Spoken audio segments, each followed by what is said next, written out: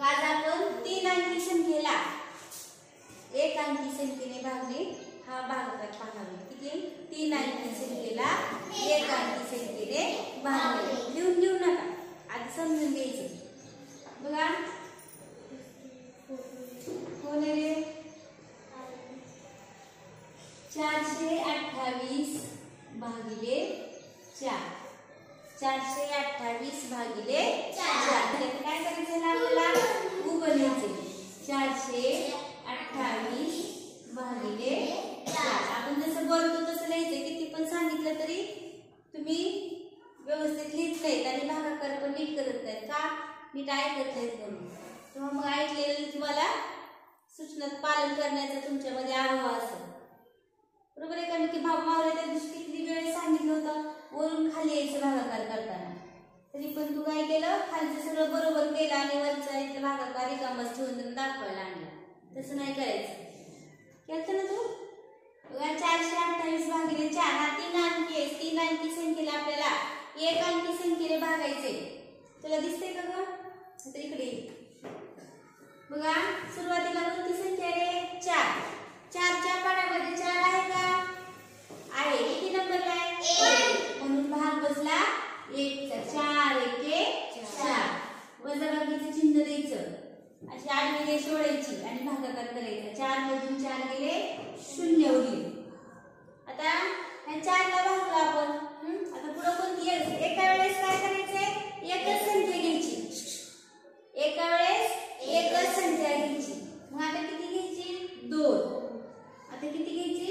वरून घेतले 2. आता बघा 4च्या पाड्यामध्ये 2 आहे का? नाही, कारण 4चा पाडा 4 ने सुरू झालेला आहे. मग 4 पेक्षा 2 ही संख्या कशी आहे? लहान आहे. म्हणून आपल्याला भाग कितीचा द्यायचा आहे? भाग कितीचा द्यायचा आहे? शून्याचा द्यायचा आहे. मग बघा, म्हणून मी तुम्हाला काय सांगितलंय? 0. सुरुवातीला जरी एखाद्या संख्येला भाग नाही गेला तरी भाग 0 पासून द्यायचा. भाग जर जात नसेल तर 0चा भाग द्यायचा. डायरेक्ट पुढची संख्या घ्यायची नाही.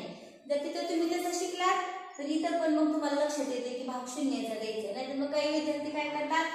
भाग जात नाही म्हणून 8 लगेच इथं लिहितात आणि मग त्यांचा भागाकार चुकतो. म्हणून जर एखाद्या संख्येला भाग जात नसेल तर 0चा भाग द्यायचा. भाग बसला 0चा. कुठं लिहायचं 0? डोक्यावरून. 4 0 0. बघा 4 0 0. वजाबाकीचं चिन्ह द्या आणि वजाबाकी करा. 2 मधून 0 गेले, 2 उरले. किती उरले? 2 उरले. 0 0. आता पुढे किती रे? 8. हे 8 इथं घ्यायचं आपल्याला. आता वरून किती घेतले? 8. किती झाली संख्या? 28. तर 4च्या पाड्यामध्ये 28 आहे का? आहे. किती नंबरला आहे? 7. 4 7 28. पाडा चांगला पाठ पाहिजे. बघा वजाबाकी करा. 8 मधून 8 गेले, 0. 2 मधून 2 गेले, 0 0. बाकी किती आले? 0. भागाकार किती आला? 107. आणि येथे दशकांक. बघा मी आता या ठिकाणी तुम्हाला काय करते? टाळा करून दाखवते. काय करते मी? टाळा. आपलं जे सूत्र आहे भागाकाराचं, भाज्य बरोबर भाजक गुणिले भागाकार अधिक बाकी. या सूत्रामध्ये तुमचं उदाहरण बसलं आणि आलं तर तुमचं उदाहरण आलं तर भाजक किती आहे? भाज्य किती आहे? 428. 428 एवढं आपल्या ह्या दोघांचा गुणाकार आणि बाकी आली पाहिजे. बरोबर आहे? मग आता बघा किती आलाय भागाकार? 107. भागाकार किती आलाय? 107 गुणिले कितीनं भागले आपण? 4. म्हणजे 4 हे भाजक आहे. 4 काय आहे? भाजक. करा गुणाकार. 4 असेल तर 28. 28 ला 8 आले 2. 4 0 0. 4 0 0. कोणत्याही संख्येला 0ला गुणल्यावर उत्तर काय येते? 0 येते. मग जर हे आलं हातचा जर आला तर तो हातचा तसाच लिहायचा, नाहीतर 0 लिहायचं. मग बघा 2 हातचा आला म्हणून आपण 2 तसंच लिहिलं. आणि 4 1 4. हा झाला भाजकाचा आणि भागाकाराचा गुणाकार. त्याच्यामध्ये आपल्याला काय मिळवायचे असते? बाकी. त्याची शिल्लक बाकी राहिली काय असेल ते ती बाकी मिळवायची असते. 8 0 8 2 अशी 2 4 अशी 4. बघा आपल्या भाज्या एवढा आपल्याला गणित उत्तर आले का? भाज्या एवढं 428 आले ना. बघा म्हणजे तुमचं पूर्ण गणित बरोबर आलेलं. लक्ष नाही गौरव शिकवताना का?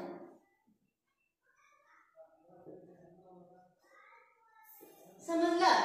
आता 4 तास पाड्यातली दुसरी 4 तास पाड्याचा भागाकार असलेला दुसरा घेणार आहे. बघा 579 भागिले 4. 579 भागिले 4. सर्वांनी लक्ष द्यायचं. उभी मांडणी कशी करायची मग? 579 भागिले 4. आता बघा आता पाडा समोर नाही लिहिलेला आहे. आता पाडा तुम्हाला समोर दिसणार नाहीये. पाठ आहे ना पाडा तुम्हाला? हा बघा आपल्याला सुरुवातीला 5 ला भागायचं. 4च्या पाड्यामध्ये 5 आहे का? नाही. मग 5 पेक्षा जवळची लहान संख्या किती नंबर लागेल? 1. भाग बसला 1. 4 1 4. 5 मधून 4 गेले 1. आता हे 5 ला भागला आपण. पुढची संख्या कोणती आहे? 7. हे 7 इथे घ्या वरून घेतले 7. किती झाले? 17. 4च्या पाड्यामध्ये 17च्या 17 आहे का नाही? 17च्या जवळची लहान संख्या बघा 16. बघा 4 जोग 16 4 5 20. 20 मोठं होते. मग 16 म्हणजे किती नंबरला आहे? 4. 4 जोग 16. बघा 7 मधून 6 गेले 1 उरला. 1 मधून 1 गेला 0. बघा 5 ला भागला आपण 7 ला पण भागला. आता काय राहिले पुढं? 9 राहिले. अशा रेषा नाही ओढल्या तरी चालते किंवा अशी छोट्या छोट्या खुणा केल्या तरी चालते. कधीपर्यंत? चांगला भागाकार येईपर्यंत. आता किती झाली संख्या? हे वरचे 9 राहिले घ्यायचे 9. आता किती झाली? 19. मग 4च्या पाड्यामध्ये 19 आहे का? आहे का नाही? मग 19च्या जवळची परत लहान संख्या 16 आहे. बघा 4 चौक 16 आणि 4 5 20. 20 मोठं होते. दीपिका बरोबर आहे. आणि मग लहान कोण आहे? 16 चे. परत 4 चा भाग बसला 4 चौक 16. 9 मधून 6 गेले 3 उरला. 1 मधून 1 गेले 0. बघा बाकी किती आली? 3 आली. भागाकार किती आले? 144.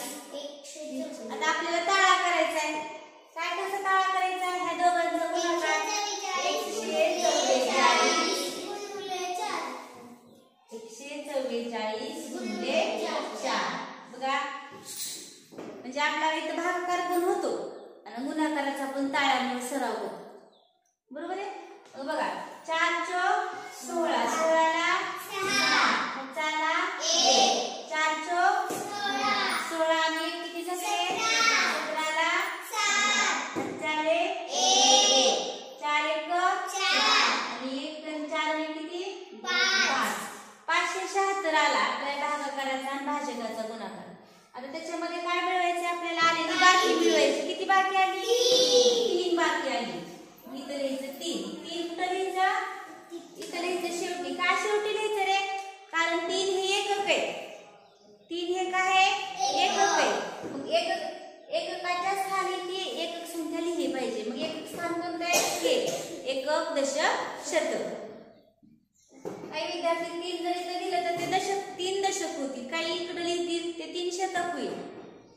3 हे एकक संख्या आहे आणि म्हणून ते एककाच्या स्थानामध्ये लिहिली पाहिजे. समजलं? बघा मग करा बेरीज. 6 आणि 3 9. 7 अशी 7 आणि 5 अशी 5. बघा आपलं भाज्य किती आहे? 579. 579 आलं मग तर आपलं आलं.